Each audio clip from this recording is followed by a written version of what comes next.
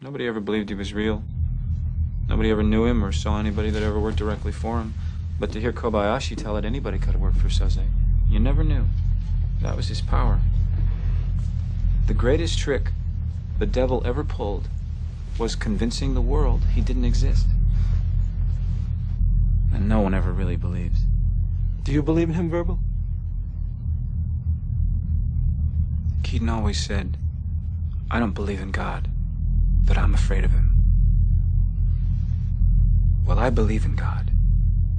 And the only thing that scares me is Kaiser Soze.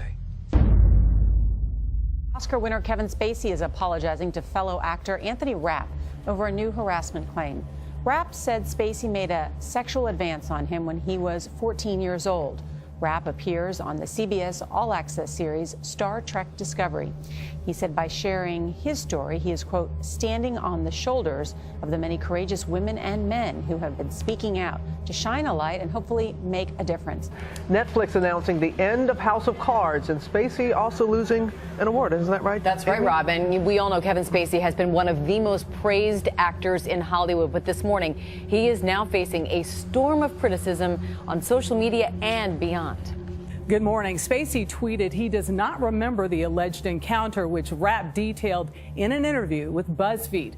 Still, Spacey says he's beyond horrified by the story, and he says it has encouraged him to do something he's never done before, publicly acknowledge that he is gay. Rapp says he recalls being alone in Spacey's apartment after a party. My impression was that he was drunk. He picked me up, and then he lays down on top of me. I was aware that he was trying to get with me sexually. He says he was able to squirm away and left. Spacey, star of the Netflix series House of Cards, is a two-time Oscar winner. When he hosted the Tony Awards in June, he joked about the long-standing rumors about his sexuality. I'm coming out. No, wait, no. Spacey also under fire for his reaction to actor Anthony Rapp's allegations that when he was just 14, 1 year before he starred in Adventures in Babysitting, where are you going? Spacey made sexual advances toward him after a party when they were both on Broadway. Spacey was 26. Spacey apologizing on Twitter, saying he was beyond horrified to hear Rapp's story, but also using the same apology to open up about his sexual orientation, writing, "In my life, I have had relationships with both men and women. I choose now to live as a gay man." That statement drawing fire, many saying addressing his sexuality was a tactic he was using to distance himself from the allegations of abuse of a minor. Coming out as gay is completely separate from addressing allegations of being a sexual predator. You could argue that coming out as gay in this particular moment might deflect attention away from the allegations against him. Right in the news right now, we did the story about Kevin Spacey. This speaks to your life very much, because the issue of homosexuality, pedophilia, etc., has been very much in your life and controversial with you. What is your reaction to the story? Well, it's amazing that the left is eating its own like this and going for its own people. But what I found absolutely disgusting about his response, as somebody who's been a victim of that earlier in my life, is that his excuse was, oh, well, if I did it, I don't remember, it was a long time ago, I was drunk. And by the way, I'm gay, as a way of sort of saying, well, so I'm untouchable, so I must enter this victim class that you're not allowed to criticize. And in doing that, he conflated, and this is the one thing that I thought, you know, that the gay rights activists hated more than anything else, was conflating gay people with child molesters. That's exactly what he's done. I mean, he's literally committed the cardinal sin of, you know, gays in public life. As you know, people who are anti-gay, many people who are anti-gay, do exactly that. They say that I think in the past that was true. Gays can't have children, so therefore they have to groom and I think in the past that was true. Was true. And what has Kevin Spacey done? Confirmed that bigotry. Confirmed that nasty insinuation. Well, thanks, Kevin Spacey. And you know what it shows also is that he's appealing to this sort of liberal social justice, victimhood, identity politics stuff, where if you're a member of a protected class, you get special passes. And that's what I meant with the sort of Muslims can get away with anything. What I really meant was liberals mollycoddle and pander to certain groups. You know, it's interesting. And gay people are one of those groups. You put everything in the political framework. There's nothing left about accusing or being upset with Kevin Spacey. There's nothing left or right about that. Well, there shouldn't be. But it's interesting, his reaction was designed to elicit a particular kind of protective response. And that protective response is a result of identity politics. And we got to ask you, too, obviously you're sick and tired of talking about Kevin Spacey, but how was it work? Because he's such a great actor. Did Cloud like a great show. Like, we could just talk about House of Cards being awesome. Yeah. But now that has to be attached to it, right? or it's because, obviously it's a great project to be involved with as an artist and creatively. And when things kind of broke, were you shocked, or were you like, yeah, I kind of suspected? I wasn't shocked. You weren't? No. But, I mean, like, I had a great working relationship with him. You know, he was very friendly to me. I understand. I don't go the same way he goes, but I'll be honest. I look at you and I'm like, I get it. Yeah. I look at you looking at him. Oh, so no, it's... he was a fan of yours. He was friendly. He was very happy that I was there. Okay. He wished you played his bodyguard. And you did Baby Driver with Spacey, and then all this stuff happens. Obviously, there's no signs when that's happening. But do you look back and go like, oh, yeah, that was a little... Hey, look, man, I remember being on that set, and I remember him really rubbing me the wrong way. You know, it's funny. Anybody who, I was working with at the time and people in my life remember me saying it. And a lot of people reached out to me, when that happened. And I think for me, you got to understand, I started out in this thing. I was a theater actor, and when I was a young man, I got to go to London, and it was a crazy opportunity for me. And the first thing that I did when I was in London, I went and saw The Iceman Cometh, starring Kevin Spacey. 4.5-hour play with him right there. And I was sitting in the front row, I was looking with my neck straight up, and I remember when that play was over, I just jumped up and gave a standing ovation, which is something I guess they don't do in London or something, because he looked right at me. And it was an unbelievably sort of like transformative experience in my life watching what he did, and he was one of my favorite actors. Going on to that set, and working with him, I wasn't there much, and I wasn't really in a situation to judge. But when I was there, he really rubbed me the wrong way. I thought he was a bit of a bully. I thought he was. I thought that he. I didn't really care for the way he was behaving towards some of the other people on set. And sexually or aggressive? I think a combination. When someone is happy that you're there, let's just say when somebody who's maybe into you and you're not into that person in general, how do you allow them to know, I'm glad you're happy, I'm here, but let's keep it polite and move on. Yeah. How do you allow them to know that? I mean, I think it's to me it's pretty simple. I mean, what's he going to do? He can't. I mean, I'm just being, I'm talking to him and I'm being polite and I'm laughing, if we're having fun. But it's just. Did he try to get touchy and handsy-feely? No, he did one thing. One time when he was like, Joel, we were doing this big scene, and there was a lot of extras around. It was like this big ballroom, and I walked in. It was like my first scene of the day, and he'd already been shooting, and he was in the middle of changing his shirt. And then I walked in, and he was like, Joel! He was like very happy to see me. And then while I walked up, he was like tucking in his shirt, but his, the pants was buttoned, but the fly was open. So while he was like tucking in, he like ran his hands through the flyer and wanted to shake my hand that way. His fly? Through his fly? Through his flyer. So I was like, all right, I'll give you a fist bump. Like that was. Then he turned around. So when you say that you weren't shocked, is it because you had heard things, or just because you're like, anybody that tries to shake your hand through their fly is probably got something going on? No, but I mean, I think with Kevin, it was sort of. I mean, I don't want to like get into it too much, but sure. It's like you'd heard stories, Sure, but it's all rumors. But yeah. Who do we have that said John Bernthal came on and he was talking about, and he said that he was abusive to people on set. I was surprised that John said that, but he goes, did you notice that was he on Baby obviously Driver. He was nice to you On Baby Driver. Yeah. But did you see, was he yelling at people or no?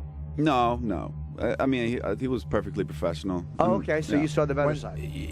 Acting towards people in a way that I remember at the time thinking, man, if that was a woman that he was talking to, I would have done something. I would have said something, and I was really happy to sort of get out of there. And I remember for that reason. And I just remember losing a ton of respect for him. And nowhere did I see anything like some of the allegations that have come up against him. And I think it would be weak and of me to sort of like pile on about some shit that I don't know about. Right. But the kind of man he was, when I saw him working with him, made me lose all respect for him, and I was enormously disappointed.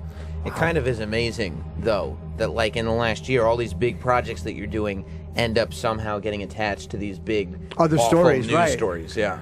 You know, look, man, it's tough because, you know, right now everybody's got a voice, and it's so easy to sort of, it's so easy to have your voice heard. There's great things about that, and there's negative parts about it as well, you know, and the fact of the matter is, if you behave like a monster, you know, nowadays, like, you're going to get called out for that shit. Yeah, and you should. And you fucking should, man, and like, times need to change with that stuff, and you know, it's like, look, man, there's one thing in the world I hate, it's a bully, and I think that, you know, people have been getting away with this shit for too long. It's funny, we were just talking about it before I did Howard this morning, and you know, we were talking about in the green room about different people, and like, everyone's so scared, and you know, somebody made a really good comment, like, the people who are scared probably had reason to be scared, you know, and you know, I think that I think that the thing that we have to watch for is it's an industry where people want to bring attention to themselves. Did anyone warn you, like, about Spacey, or was there kind of word out there that he's kind of a creep or he's an asshole? Yeah, I'd heard. I mean, not really. I mean, I had heard stories. You know, I had heard stories, but you know, to me, it's like, you know, I'm there to go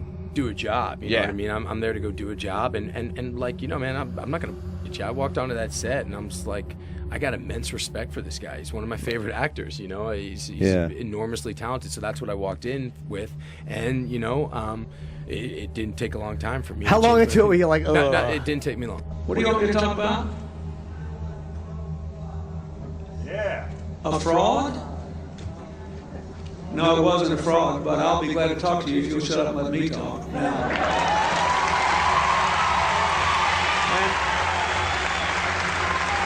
A fraud? Let me tell you something. I'll tell you a couple of stories about fraud.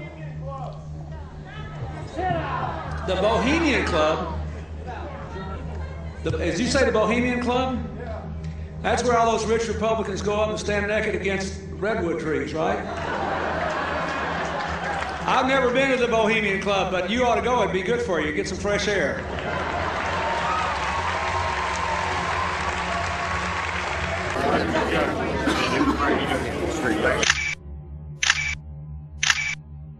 I know you consider yourself a Catholic, but what happens when you worship Moloch at the Bohemian Grove?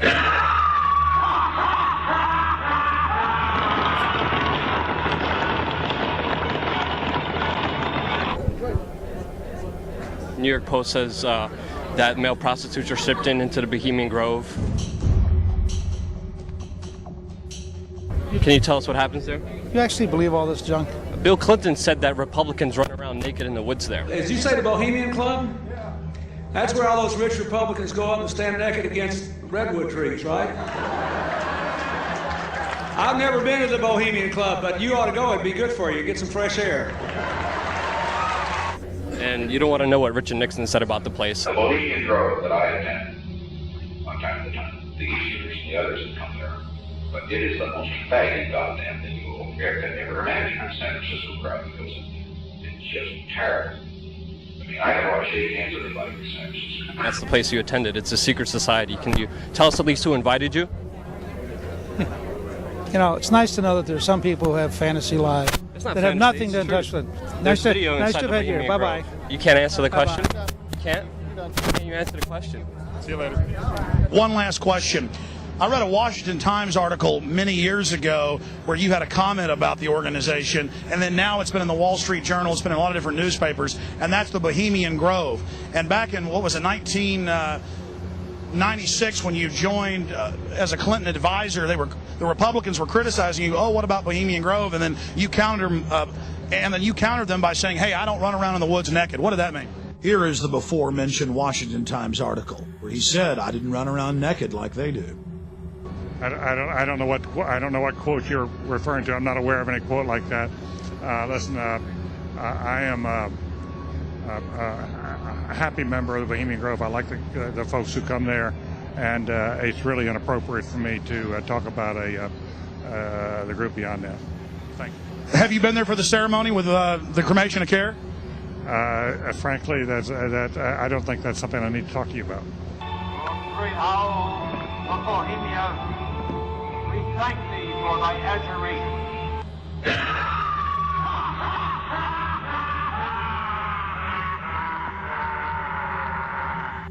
Yes, sir. First question? Yeah. I'm sorry. You gave a keynote speech at the Bohemian Grove Club, sir. A club which openly has mock child sacrifices and satanic worship, sir. Can you answer my question, sir, please? I was very pleased. I was very pleased with my performance in the debate. It was a good debate. What about the Bohemian Grove Club, though, sir? That's very important. They do mock human sacrifices there, sir, and you reported being there. I was very pleased with my performance in the debate. Sir, why did you ignore my question, sir? Can we have open dialogue? If you want to be president, let's have an open dialogue about this. You just ignored me, sir. It's not nice. It's not. It's running up a storm about that Bohemian Grove over there. Human sacrifices and male prostitutes shipped in there yearly. I should like to know what goes on over there. That's respectable stuff. I know, isn't it? It's disgusting. What you're doing is not respectable. Oh, I'm sorry. I thought you were talking about what the governor does over there yearly at Bohemian Grove. This is about the debate. This is not an open news conference. Right. Well, with the governor, there's never an open news conference. He talks about AIDS and health care and the same stuff over and over. Governor, Bohemian Grove, actually, you said before that did you or did you not attend Bohemian Grove in San Francisco? You've been ignoring this question for 3.5 years, Governor. Have you been there for the ceremony with the cremation of care? Frankly, I don't think that's something I need to talk to you about. Really? That's right.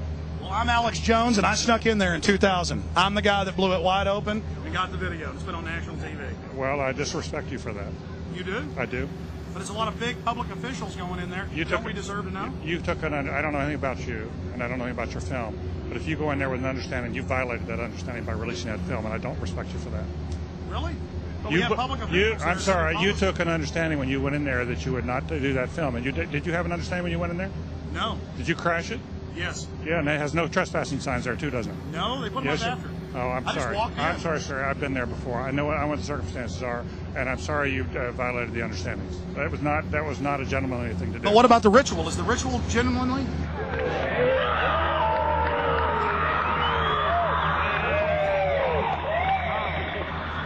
Sir, everything. I don't owe you this comment. I know. This is what's called ambush journalism, and I disrespect you for that as well. So thank you ever and goodbye. been in the ritual? That's none of your damn business. Oh, that's right. Listen. You go around and make understandings with people and violate them. You ambush people on the streets, and that's inappropriate form of journalism. If you wish to practice that, that's fine, but don't ask others to respect you for it. If you want to, you can do. You're free American, like anything you want. If you want to be uncivil and rude and ungentlemanly, that's up to you. But don't expect the rest of us to say, "Oh, well, you're there, Mr. Gergen." I'm sorry, nobody sets policy in there. We try to be gentlemen, and obviously, you don't belong there. Weaving spiders coming out here.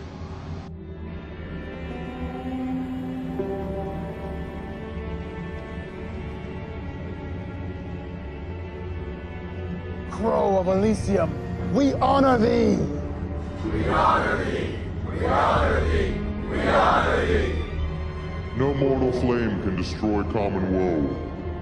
Just one fire can conquer. Fire that burns in the fields of Elysium. Hail, brothers! Many brothers! Brothers many, make brothers one. Hail fellowship. Hail Crow in his verdant kingdom. Common woe be done. Hail, brothers! Common woe be done! Set us free! Set us free! Set us free! Set us free! Set us free! Set us free! Set us free! Set us free! Set us free!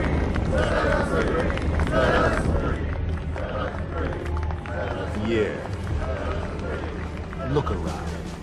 Some of the most powerful men in the world are gathered in this clearing. Members of one of our country's most exclusive clubs. Invitation only, unless, of course, you invite yourself. They gather here to seek God between the branches of these magnificent trees. They eat together, they next to each other, and they carve up the world like a Sunday roast. This is where the real power is. No women or presidents allowed. The former I am not, the latter I will be again. Because I have managed to reduce a national election down to one state.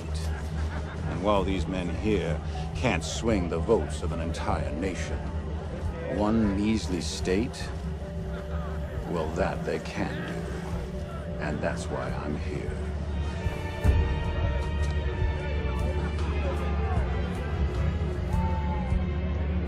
So welcome to Elysian Fields.